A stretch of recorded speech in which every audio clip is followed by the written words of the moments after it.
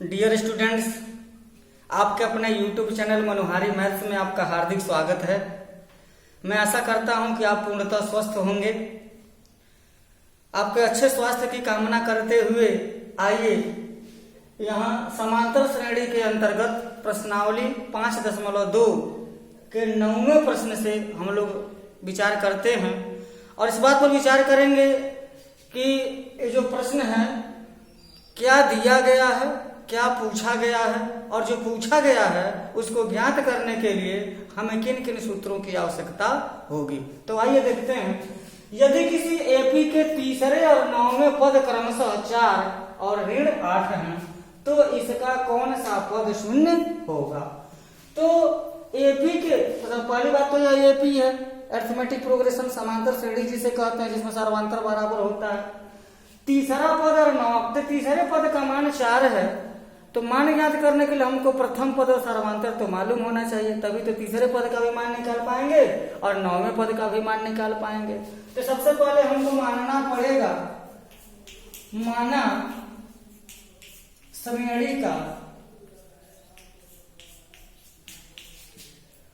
श्रेणी का प्रथम पद ए और सर्वांतर डी है। तो क्या होगा, यहां पर लिखा है तीसरा पद 4 है, मतलब T3 बराबर 4 है। अब T3 का मतलब थर्ड टर्म, अब यहां पर T3 का मतलब क्या हो जाएगा, a प्लस n माइनस मतलब 3 माइनस 1 इंटू डी बराबर हो जाएगा 4 और a प्लस हो जाएगा 2d बराबर 4। समीकरण नंबर 1 हो जाएगा। अब कहा गया कि 9वां पद ऋण 8 है, तो 9वां पद है तो करेंगे a plus n minus 1 into D लिखेंगे, 9 माइनस 1 इंटू डी लिखेंगे, वह 8d हो जाएगा। तो a प्लस 8d हो जाएगा कितना, -8। क्वेश्चन नंबर 2 हो जाएगा। अब ये दोनों समीकरण बन गए हमारे, दोनों समीकरणों को क्या करेंगे, हल करेंगे। हल कैसे करेंगे, पद बराबर और चिन्ह विपरीत है। दो चरों में रेखीय समीकरण हल करने की विधि बताई जा चुकी है। अगर आप इस चैनल पर नए हैं, पहली बार देख रहे हैं, तो प्लेलिस्ट में जाकर के दो चरों वाले रैखिक समीकरण युग्म को हल करने की विधियां बताई गई हैं, उनका अवलोकन आप कर सकते हैं। तो उसमें से यहाँ पर विलोपन विधि यहाँ पर बताया जा रहा है। उसमें नियम बताया गया है कि जब पद बराबर हो और चिन्ह समान हो तो घटा देते हैं तो कट जाता है। ये घटाएंगे तो धन है तो ऋण हो जाएगा, धन है तो ऋण हो जाएगा, ऋण है तो धन हो जाएगा और ये कैंसिल हो जाएगा। अब 2d में से 8d घटेगा तो ऋण 6d हो जाएगा और 8 और 4 12 हो जाएगा। d बराबर 12 में ऋण 6 का भाग देंगे तो ऋण 2 हो जाएगा, अर्थात d का मान हमको ऋण 2 मिल गया। अब जब d का मान मिल गया तो हमको a का भी मान निकालना चाहिए। अब a का मान कैसे निकलेगा, समीकरण नंबर 1 में मान भर देंगे। समीकरण नंबर 1 है a प्लस 2d बराबर 4, तो a प्लस 2 और d का मतलब हो जाएगा ऋण 2 बराबर हो जाएगा 4। a minus 4 is equal to 4 हो जाएगा। a इज इक्वल टू पक्षांतर कर देंगे तो 4 प्लस 4 8 हो जाएगा, a इज इक्वल टू 8 हो जाएगा। अब a का मान निकल गया, d का मान निकल गया। आगे प्रश्न किया गया इसका कौन सा पद शून्य होगा, इसका कौन सा पद शून्य हो जाएगा। तो फिर से यहां पर हम मान लेंगे कि माना श्रेणी का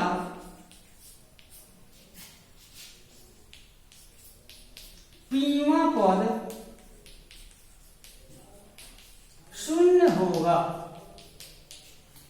तो क्या हो जाएगा, टीपी बराबर 0। टीपी बराबर 0 का मतलब हो जाएगा क्या, a plus p minus 1 into D बराबर 0, a plus p minus 1 into D बराबर 0। सूत्र को अपने हिसाब से बदल सकते हैं।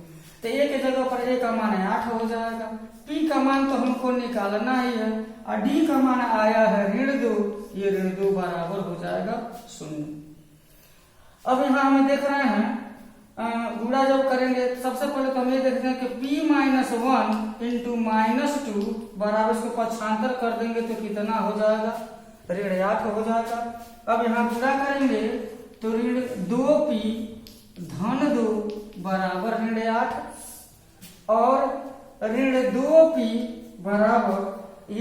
8 है, पक्षांतर कर देंगे तो ऋण 2 हो जाएगा, ऋण 8 ऋण 2 ऋण 10 हो जाएगा।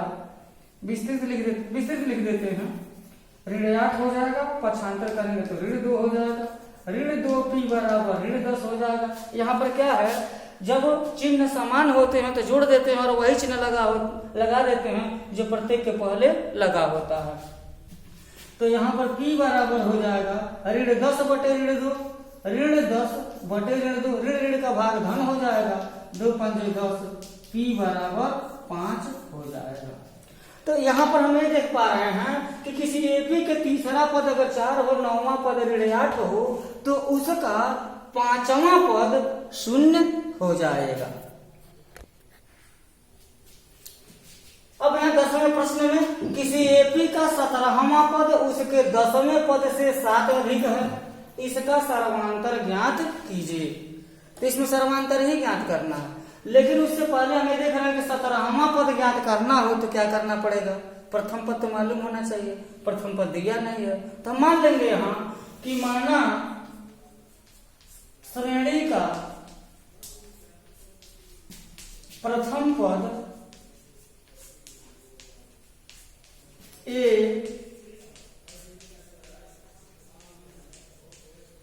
तथा सर्वांतर डी है।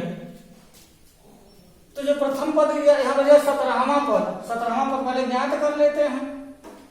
17वां पद होगा क्या, T17 बराबर a plus 17 minus 1 into D हो जाएगा, T17 बराबर a प्लस 16d, समीकरण नंबर 1 हो जाएगा।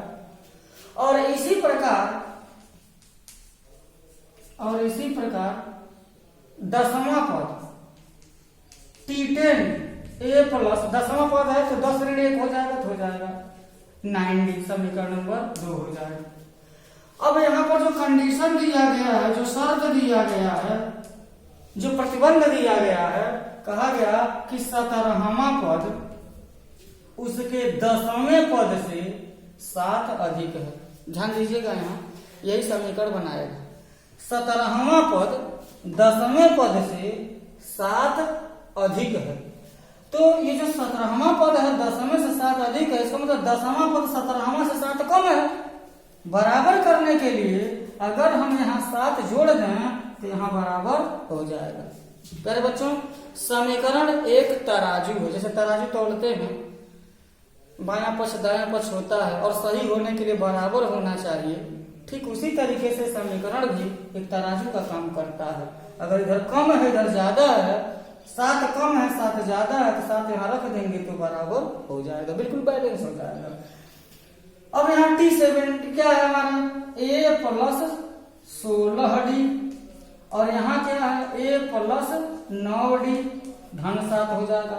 तो a से a कैंसिल हो जाएगा, 16d में से 9d घटा देंगे तो 7d हो जाएगा।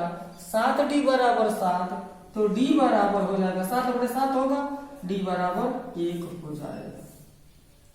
अर्थात जिस एपी का 17वां पद उसके 10वें पद से 7 अधिक है, उसका सर्वांतर 1 हो जाएगा।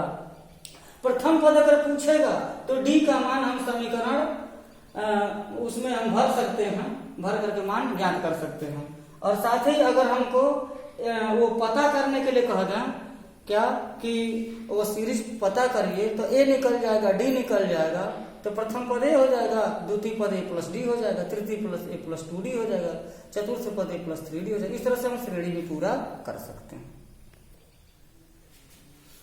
यहाँ एपी 3, 15, 27, 39 डैश डैश डैश का कौन सा पद उसके 54वें पद से 132 अधिक होगा।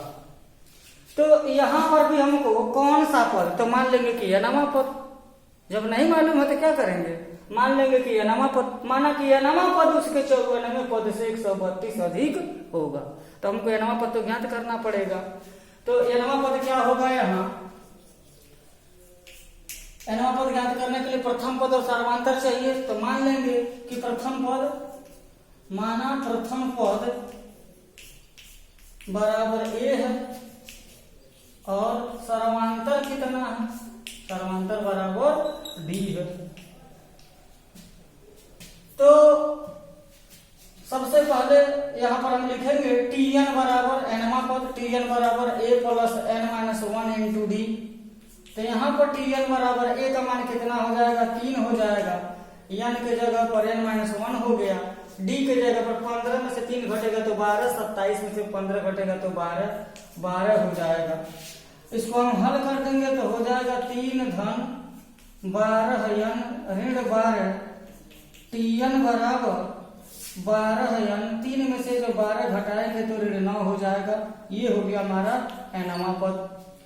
54वें पद से तो 54वां पद भी हमको ज्ञात करना पड़ेगा। तो 54वां पद ज्ञात करेंगे तो T54 बराबर हो जाएगा a प्लस, a के जगह पर क्या लिख देंगे, डायरेक्ट मान भर देते हैं, a plus 54 minus 1 into D, D के जगह पर 12 हो जाएगा।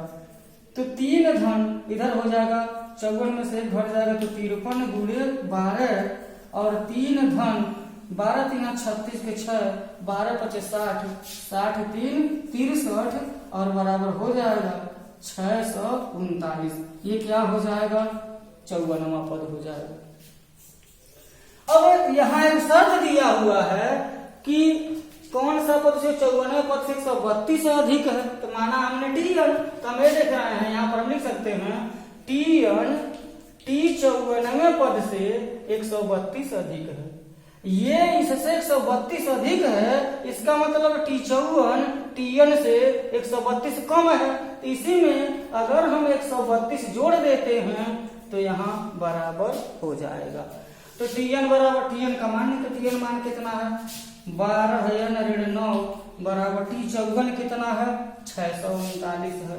639 धन 132 या 12 n ऋण 9 बराबर 9 2 11 के 1, 3 3 6 1 7, 6 1 7 हो जाएगा। यहाँ 9 2 11 3 3 6 1 7 और यहाँ 6 1 7 हो जाएगा। अब 12 n बराबर 771 में जब 9 जोड़ देंगे तो हो जाएगा 780 हो जाएगा। अब n बराबर 780 में 12 का भागे देंगे तो 12 6 के 72, 12 पंजे 60, n बराबर हो जाएगा 65। n बराबर 65 क्या हो जाएगा, तो यहाँ पर कहा कि ये श्रेणी दे दिया गया है, 54वें पद से 132 अधिक है, वो कौन सा पद है। तो हमने Tn माना तो n का मान जो हमारा 65 आ गया। इसका मतलब 65वां पद, इस श्रेणी का अगर हम 65वां पद ज्ञात करें, उसके बाद से 54वां पद ज्ञात, 54वां पद ज्ञात किए ही हैं, 65वां पद ज्ञात करें तो 65वां पद 54वें पद से 132 अधिक हो जाएगा। दो समांतर श्रेणी के सर्वांतर समान हैं, यदि उनके 100वें पदों का अंतर 100 है तो उनके 1000वें पदों का अंतर क्या होगा, ये हमें ज्ञात करना है। यहाँ एक श्रेणी नहीं है, दो श्रेणी है, और दो श्रेणी है तो उसका प्रथम पद अलग अलग होगा लेकिन उनका सर्वांतर बराबर होगा, सर्वांतर समान है। तो यहाँ पर हमको मानना पड़ेगा प्रथम श्रेणी और द्वितीय श्रेणी। तो यहाँ मान लेते हैं, माना प्रथम श्रेणी, माना प्रथम श्रेणी का प्रथम पद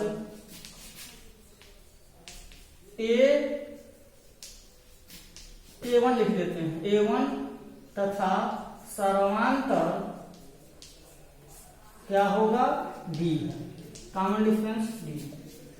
तो यहाँ पर क्या हो जाएगा, उनके 100वें पद, इस श्रेणी का 100वां पद क्या हो जाएगा, T100 बराबर हो जाएगा A प्लस 100 ऋण 1 इंटू डी, A1 हो जाएगा। तो T100 बराबर हो जाएगा A1 प्लस 99 डी, समीकरण नंबर 1 हो जाएगा। अब फिर द्वितीय श्रेणी का प्रथम पद कितना हो जाएगा, द्वितीय श्रेणी का प्रथम पद A2 मान लेते हैं तथा सर्वांतर कितना हो जाएगा, तथा सर्वांतर डी है। तो समांतर तो डी ही हो जाएगा क्योंकि समान बताया गया है। अब यहाँ पर इसके भी 100 पदों का हम निकाल लेते हैं।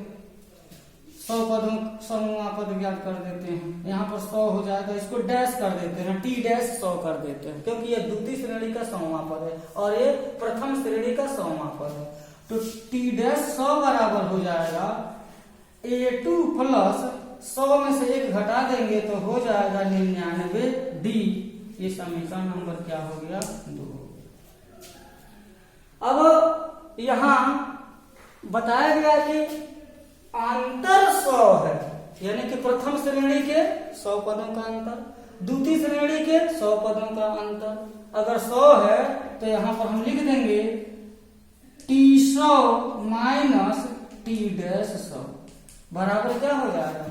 ये हो जाएगा A1 प्लस 99 डी माइनस यहाँ पर क्या हो जाएगा A2 माइनस 99 डी। घटाएंगे ना, इसमें से समीकरण 2 को घटाएंगे तो इतना हो जाएगा। और ये देख रहे हैं 99 डी से 99 डी कैंसिल हो जाएगा तो यहाँ T100 माइनस टी डैश 100 बराबर हो जाएगा A1 माइनस A2। ये समीकरण नंबर 3 हो गया। अब हमको क्या करना है? इनके हजारहवें पद का अंतर ज्ञात करना। तो सबसे पहले हम क्या करेंगे? T1000 ज्ञात करेंगे। तो क्या हो जाएगा? T1000 मतलब क्या है? पहले श्रेणी का 1000वां पद। तो उसका प्रथम पद क्या है? A1 है और 1000वां पद ज्ञात करना है तो A1 प्लस 1000 में से घटा देंगे 999 डी हो जाएगा। और फिर देखिए टी डैश 1000 मतलब द्वितीय श्रेणी का 1000वां पद क्या हो जाएगा? A2 प्लस 999 डी हो जाएगा। ये समीकरण 4 मानता हूँ, समीकरण 5 मानता हूँ। अब हजारहवें पद का हमको अंतर चाहिए तो अंतर कब मिलेगा? जब समीकरण 4 में से समीकरण 5 को घटाएंगे तभी तो अंतर मिलेगा। अंतर माने घटाना होता ही है। तो घटाएंगे, यहाँ पर क्या हो जाएगा? T1000 ऋण टी डैश 1000 बराबर, इसको घटा देंगे तो ये कैंसिल हो जाएगा, सिर्फ A1 माइनस A2 बच जाएगा। अब ये 1000वें पद का जो अंतर आ रहा है वो बराबर किसके है? A1 माइनस A2 के। और A1 माइनस A2 का मान हम कितना ज्ञात किए हैं? आप यहाँ पर लिख सकते हैं क्या? 100 लिख सकते हैं। बताया है 100वें पदों का अंतर कितना है? 100 है। तो 100 बराबर A1 माइनस A2 हो जाएगा। तो समीकरण नंबर 3 से यहाँ पर हम मान भर सकते हैं 100। अर्थात दो श्रेणियों के समांतर अगर समान है, यदि उनके 100वें पदों का अंतर 100 है तो उनके 1000वें पद का भी अंतर कितना होगा? 100 ही होगा। अगला प्रश्न है 13वां। 3 अंकों वाली कितनी संख्याएं 7 से विभाज्य हैं? थोड़ा सा यहाँ पर हम लोग बात करेंगे 3 अंकों वाले। 3 अंक कहाँ से शुरू होती है? 100 से शुरू होती है। तो 100 जो है 7 से विभाज्य नहीं है। 100 भी नहीं है, 101 भी नहीं है, 102 भी नहीं है, 103 भी नहीं है, 104 भी नहीं है। क्योंकि देखेंगे आप 7 करने 7 34 बचेगा, 7 बचे 35 होता है। इसका मतलब 105 एक ऐसी संख्या है जो 7 से विभाज्य हो जाएगी। अर्थात 3 अंक की जो सबसे छोटी संख्या है वो क्या है? 105 है जो 7 से विभाजित हो जाएगी। अब जब 7 से विभाजित होने की बात है तो अगली संख्या इसमें जब 7 जोड़ेंगे तो हमको मिल जाएगी क्या? 112। ये 7 से विभाजित होगी। फिर 12 7 7 5 12 हो जाएगा और 12 7 19 119 हो जाएगा। इस तरीके से हम देखेंगे तो 3 अंकों की बोला है ना, तो 3 अंक की सबसे बड़ी संख्या क्या हो जाती है हमारी? 999। और 999 7 से विभाजित नहीं है। 9 एकम 9 2 बच जाएगा, 7 एकम 7 2 बच जाएगा, 29 हो जाएगा, 7 चौक 28 हो जाएगा, 1 बच जाएगा और वहां 19 हो जाएगा। तो अब 7 दूना 14 ही होता है। इसका मतलब 5 शेष बच जाएगा। मतलब ये 5 घटा देंगे, 994 एक ऐसी संख्या होगी जो 7 से विभाजित हो जाएगी। इसका मतलब हो गया ये जो सीरीज बन रही है ऐसे बढ़ते बढ़ते बढ़ते बढ़ते जब 3 अंक की बात है तो सबसे बड़ी संख्या 994 होगी जो 7 से विभाजित हो जाएगी। अब यहाँ पर लिखा कि कितनी संख्याएं 7 से विभाज्य हैं, इसी में पता करना है कि संख्या कितनी है। 105, 112, 119, 126 ऐसे करके 994 तक कितनी संख्याएं हैं। तो पता करने को हम देख सकते हैं यहाँ ये एपी में हो रहा है। तो प्रथम पद ए बराबर कितना हो गया 105 और सर्वांतर कितना हो जाएगा, घटाएंगे तो 7 आएगा, घटाएंगे तो 7 आएगा, डी बराबर हो जाएगा 7। और मान लेंगे ऐसे करते करते माने कि एनामा पद अगर सबसे अंतिम पद है और वही है 994 तो हो जाएगा टीएन बराबर 994। हमको एन का मान ज्ञात करना पड़ेगा। तो बात बहुत सिंपल सी है, क्या है हमारे पास फार्मूला है a plus n minus 1 into D बराबर टीएन। अब एक जगह पर क्या है 105, n का मतलब क्या हो जाएगा n minus 1 into D, D के जगह पर हो जाएगा 7, टीएन के जगह पर हो जाएगा 994। इसी को हल कर देंगे तो n का मान आना चाहिए। तो हो जाएगा सबसे पहले इसमें 105 धन 7n ऋण 7 बराबर 994। तो 7n बराबर 994 ऋण 105 धन 7 पक्षांतर कर देंगे तो हो जाएगा यहाँ 7n बराबर 7 को पहले जोड़ देते हैं तो 7 4 11 के 1 9 1 10 और यहाँ पर हो गया 9 1 10 हो गया, ऋण 105 हो गया। तो 7n बराबर 11 में से 5 घट जाएगा तो 6 हो जाएगा, यहाँ हो गया 9 और 10 में से 1 घटेगा तो यहाँ 9 हो जाएगा, 9 में से 1 घटेगा तो 8 हो जाएगा। 7n बराबर हो गया 896। अब n का मान निकालने के लिए n का मान जब निकालेंगे तो n बराबर हो जाएगा 896 बटे 7 हो जाएगा।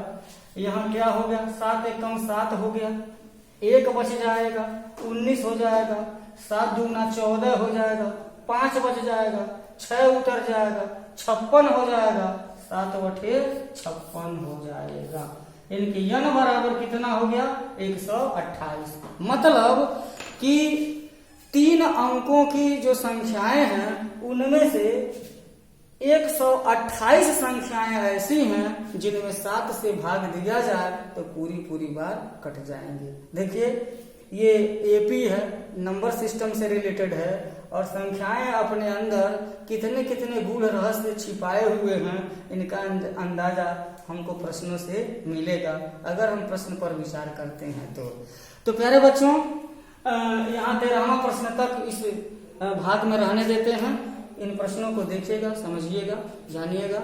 आपने वीडियो को देखा, ध्यान से देखा, इसमें से आपको कुछ ज्ञान प्राप्त हुआ होगा तो प्लीज इस वीडियो को लाइक कीजिएगा, चैनल को सब्सक्राइब कीजिएगा ताकि और भी अपन के मित्रों को भी ऐसा हल पहुंच सके।